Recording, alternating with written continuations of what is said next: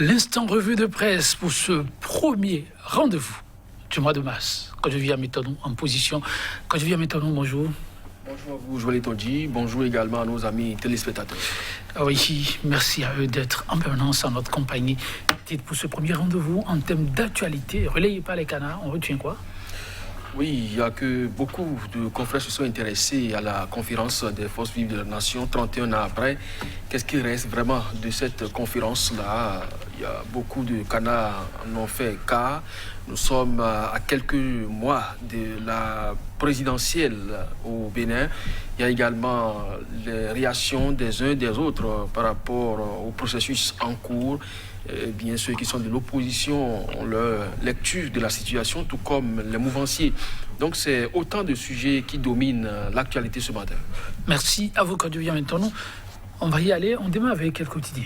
Dynamisme Info qui est allé donc à la rencontre de la mouvance présidentielle et écrit donc en manchette ce matin, sortie publication contre des candidats recalés au présidentiel quand la mouvance préfère au duo en face, une bataille futile. Et puis réflexion sur les tensions électorales en Afrique et le Covid actuellement en cours. Boliaï, le genre d'homme d'État qui ne dort pas, et puis qualité des adversaires du talon au présidentiel, auront la certifie à Yvon Retorque.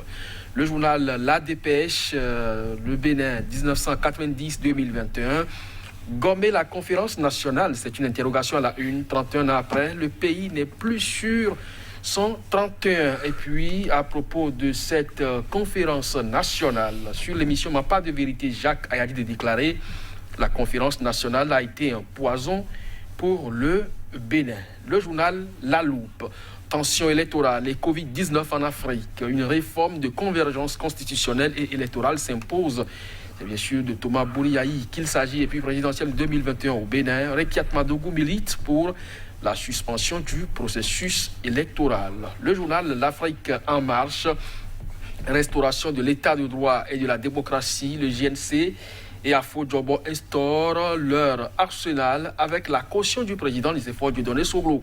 31 ans après la conférence, les acquis du PLM vidés par la rupture de talons. Le journal L'Audace Info, diffamé innocemment et contraint à l'exil forcé, suivi d'une méchanceté injustifiée et d'un régime au Zabois. Eh bien, le grand retour d'Adjavon se précise. Le confrère de la matinée, peur dans la République, talon seul pour apaiser et rassurer. Et puis visite de la candidate démocrate à l'ambassade des États-Unis près le Bénin. Les craintes sur le malaise démocratique de Rekiat Madougou à Patricia Marounette.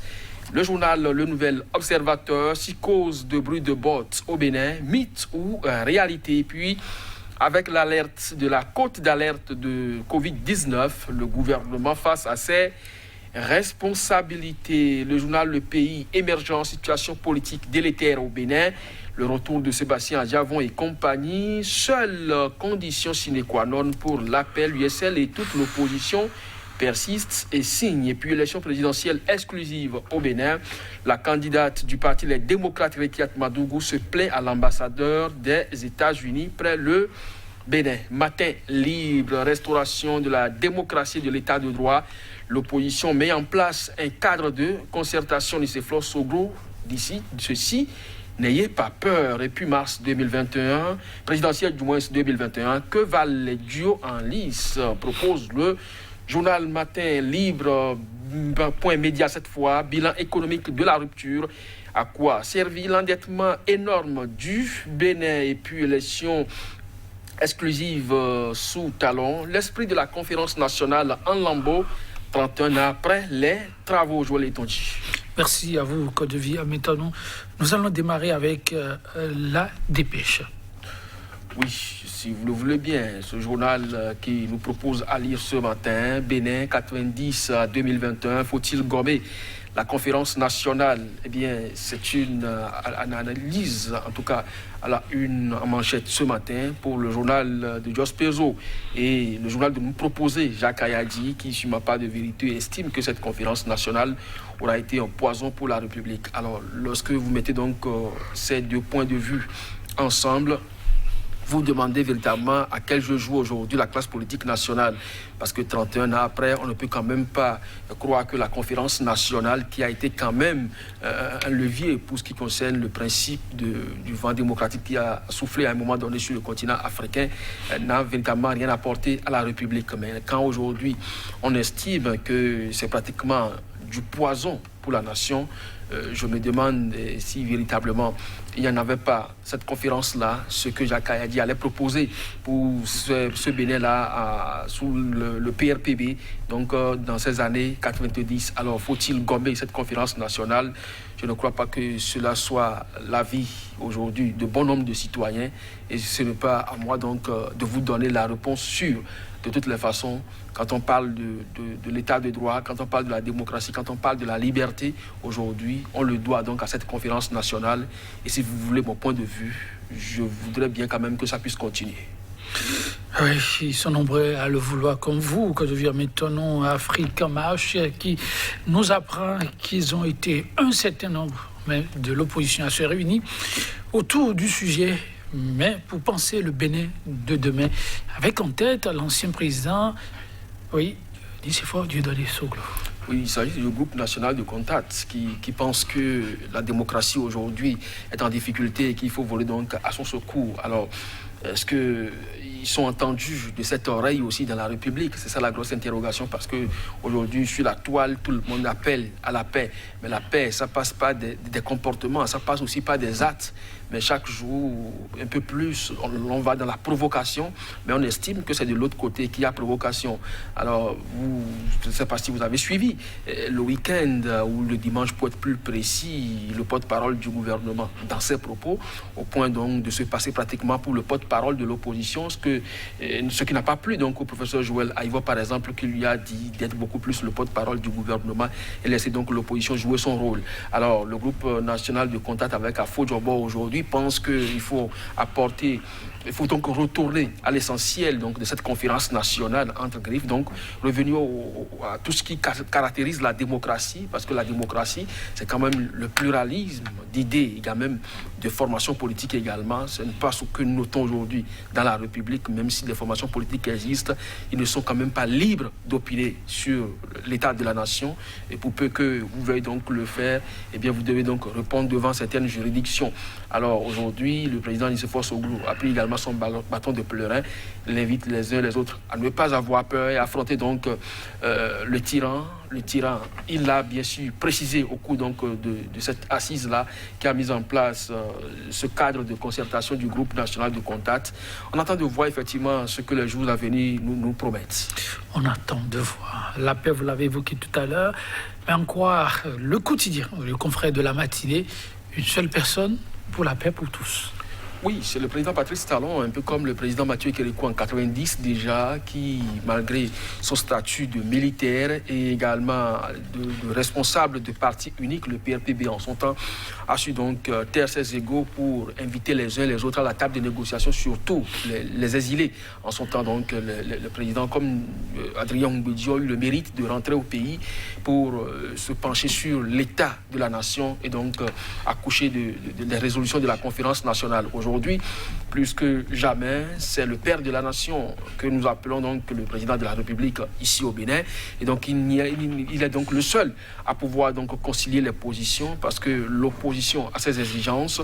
La mouvance également tient la dragée haute donc à cette opposition et pense qu'il faut donc foncer et respecter les tests de la République. Les tests de la République aussi qui imposent donc à cette même mouvance un certain nombre de comportements.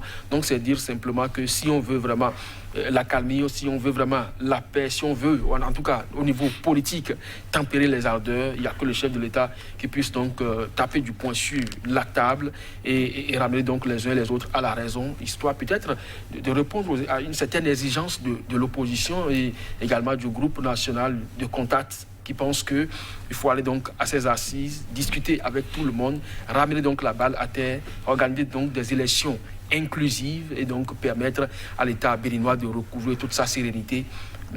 Je crois que le développement passe par là aussi. Oui, le développement, il paraît que En tout cas, c'est connu de tous, oui, l'une ne sera de trop pour y arriver. Alors, la candidate recalée à ce scrutin à la présidentielle, Rekiat Madougou, serait-elle tapée à la porte de l'ambassadrice des États-Unis au Bénin? Oui, effectivement, il y a eu cette rencontre entre Patricia Mahonet et Rekiat Madougou. On ne le dira jamais assez, c'est bien sûr, vous savez, elle a été donc candidate recalée du parti Les Démocrates.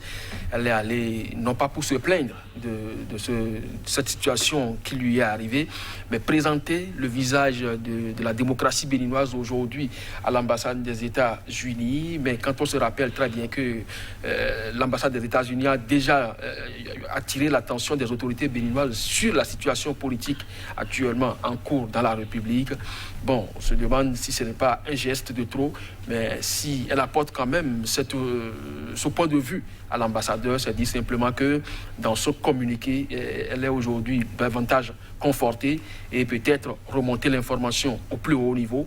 Il y a même des confrères qui sont allés jusqu'à croire que les États-Unis peut-être sont en position aujourd'hui de sanctionner le Bénin.